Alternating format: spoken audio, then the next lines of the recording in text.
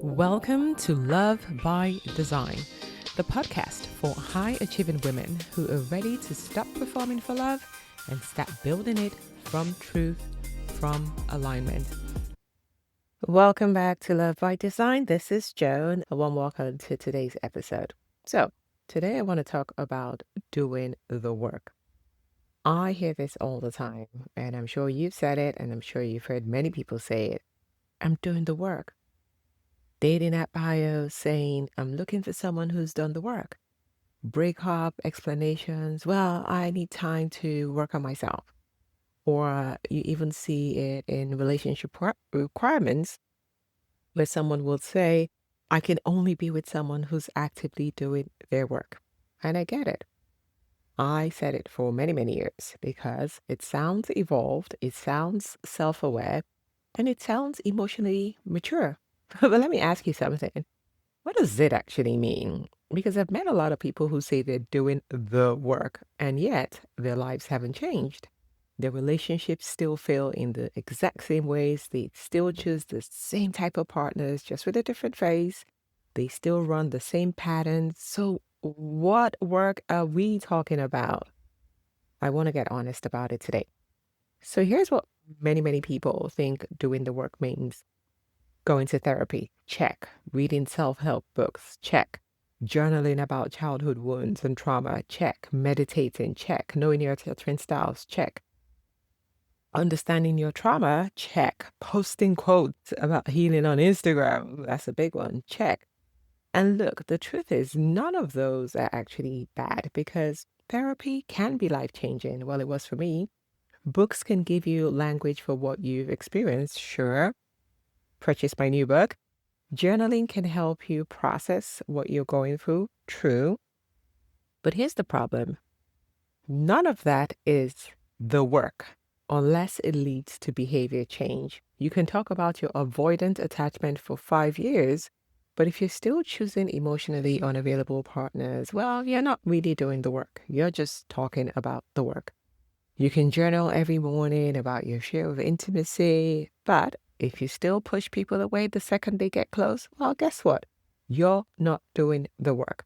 You're just documenting the pattern. You can read every self-help book, every relationship book out there, but if you're still hiding your true self so that you can be chosen, then you're not doing the work. You're just collecting new vocabulary for your situation. Here's the truth. Understanding is not transformation. Awareness might be a signpost for change, but it is not change. So, what has doing the work become? Well, it's become a badge, something you wear to prove that you're evolved, you're self aware, you're worthy of love, you love yourself.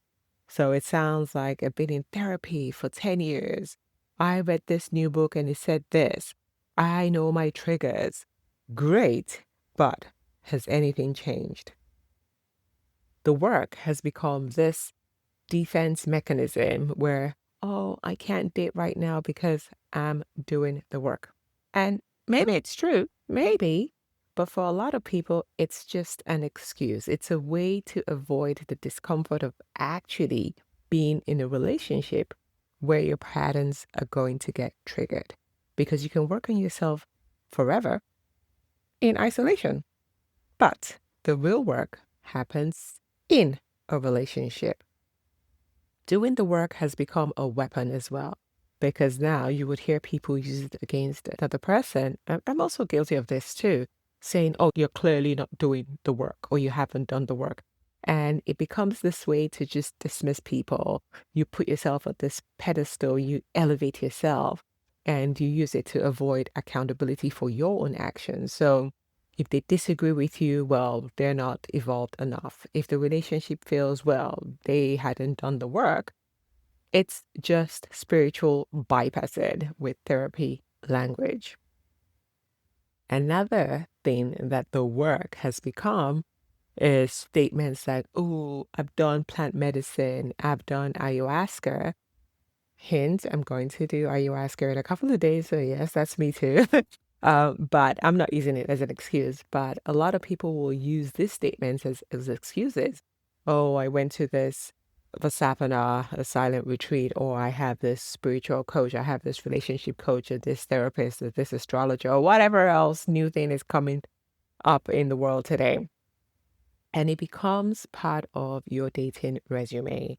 It becomes proof that, oh, I'm serious about this, oh, that I'm ready, or that, oh, you can now choose me because I've done the work. But credentials don't mean that you've changed. They just mean that you invested in the appearance of change. So, what is the work? What is it actually? Well, the work is behavior change. Not understanding why you do something, but doing something different when the patterns show up. So, a couple of examples for you. So, the work is not knowing you have an avoidant attachment style. The work is choosing to stay in the conversation when all you want to do is shut down. The work is not journaling about your fear of abandonment or your childhood trauma. The work is not texting your ex when you feel lonely. The work is not understanding why you people please. The work is actually saying no, even when it feels uncomfortable. The work is not talking about your daddy issues in therapy. The work is not choosing men who replicate the dynamic. The work is not meditating on self love. The work is walking away from someone who doesn't value you, even if you're lonely. See the difference? So one is insight and the other is action. And most people keep stopping at insight. They think that, oh, now I understand it. It means I've done the work. No, you haven't. Now that you understand it, the real work actually begins because understanding without action is just you intellectualizing your pain. Doesn't work.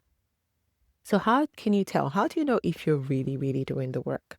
Well, the best and easiest way is that you will see that your life is changing. So, it's not just your language, not just your self awareness, it's your choices become different. Your relationships start to look different. You start to attract a different kind of person. The patterns are actually breaking. You're actually uncomfortable more often because real work is uncomfortable. If you're staying in your comfort zone or with what is familiar, you're not necessarily doing the work. The work is choosing the person who feels boring because safe feels unfamiliar. It's staying when you just want to run. It's speaking up when you want to people please. It's letting someone love you when you don't think you deserve it. If you're always comfortable, you're not doing the work. You're staying in your comfort zone and you're calling it healing. You're just using it as a reason to delay. So you say things like, oh, I can't date until I'm healed. I'm not ready for a relationship. I need more time to work on myself. Again, sometimes that is true, but a lot of the times it's just avoidance. You don't have to be perfect to be in a relationship. You don't have to be fully healed to be loved. The work happens in the relationship. And I read this in The Power of Now pretty recently. And Eckhart Tolle was saying that it is better for you to be in 3 failed relationships in 3 years because you're learning and you're growing, you're evolving from that, than to stay single without actually doing anything. You're just waiting, you're just buying time. It doesn't mean that anything has changed. So when you're doing the work, you start taking responsibility, not just for your trauma, but for your responses to the trauma. Not just for what happened 10 years ago to you with your ex. No, for what you're doing with that experience now. That is the work. So here's the question for you. Are you doing the work or are you performing healing? Because performing looks like constantly just talking about it, using therapy to avoid accountability, constantly reading, attending all the conferences, all the workshops, going to all the different retreats. But yet you're still coming home to the same patterns. You're still showing up as the same version of you. Real healing is doing something different, staying in the discomfort, choosing differently, showing up differently, letting the relationship be the mirror instead of the villain, taking responsibility for your own role. And the hardest part, at least in my experience, is that real healing is oftentimes quite invisible because no one sees it. You don't get credit for it. You can't post it on Instagram. It's just you in a moment of choice doing the harder things. And that is the real work. So I wanted to stop saying that you're doing the work unless your life is actually changing. Look at the result. What is showing up in your reality? That is the true testament of whether you're doing the work or not. I want you to stop using it as a badge to prove that I'm worthy or I deserve this or I've done the work. Stop weaponizing it against people who trigger you and focus on you. So start asking yourself, am I really changing? Am I really getting better? Or am I just getting better at talking about it? Because the world doesn't need more self-aware people who still choose the same patterns. The world needs people who actually do something different. That is the work. And if you're ready to stop performing and really start transforming, which is doing the work, then I want to invite you on this journey with me. And that's why I love the Love Gates report, because that is the starting point that can start to show you some of those shadows that you might still be living in, some of those patterns that are in your design so that you can start doing something different about it and you can choose to show up in the gift frequency. So go ahead and download your Love Gates report. Start to actually do the work and don't just become an expert who's just constantly talking about doing the work. Okay, that's it for me. I hope you found this quite insightful and I want to hear from you as always. What was your biggest aha? Until next time, keep living and loving by design. See you soon. Thank you for joining me on today's episode. And if it stirred something in you, trust that alignment isn't a concept, it is a calling. And if you're feeling the nudge to take this work deeper, then I want you to go ahead and book your Aligned Love Assessment, where we map your patterns, reveal what's keeping you stuck, and explore your journey to aligned love. You can book your session at joannwosu.com. Until next time, remember, you're not here to earn love, you're here to embody it. So keep dating by design, not by default. See you next week.